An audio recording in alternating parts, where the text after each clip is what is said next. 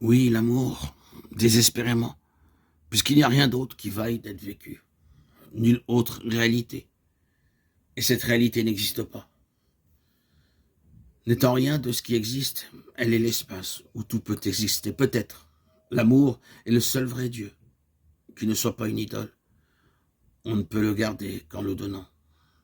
L'amour est le seul vrai Dieu, au nom duquel on ne peut que mentir, puisque c'est une vérité que l'on n'a pas, que l'on n'aura jamais, et que l'on perd sans cesse en la cherchant.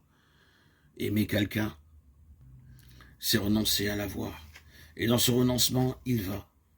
Il ne peut que venir et passer. L'amour, ce qui arrive au ciel, quand il se fait bleu. Mais il n'y a pas de bleu désespéré. Il y a le beau temps qu'on n'attendait pas. Quel lien entre Dieu, celui qui est l'innommable, l'ineffable, et sa shrina, sa présence, sa manifestation?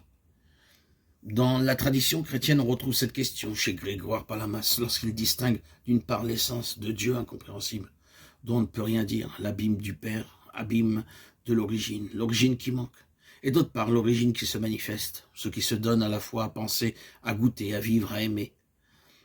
Palamas parle alors des énergies divines, l'incréé dans sa création, sa présence ou ses présences réelles. Grégoire Palamas fait la différence entre l'essence et l'énergie. Le domaine de la présence, c'est le domaine de l'énergie. L'être se rend présent par son énergie. Et les deux grands rayons de la divinité, innommables selon les anciens, ce sont le Fils et l'Esprit. Le Fils, Emmanuel, un des noms de la présence, Dieu avec nous, Dieu qui se rend proche.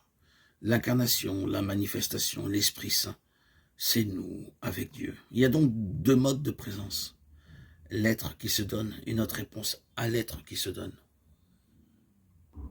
Il serait intéressant et nécessaire de se poser la question des différents modes de présence de l'être.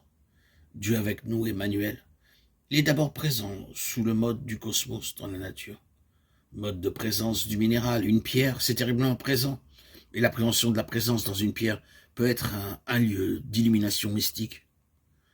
Je pense à Teilhard de Chardin, à qui sa première expérience de la présence arrive justement en tenant dans la main un morceau de minerai, quelque chose qui se manifeste, qui est avec nous.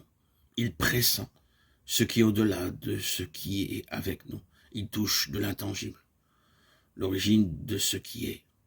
Dans le monde minéral, il y a ce mode de présence réelle.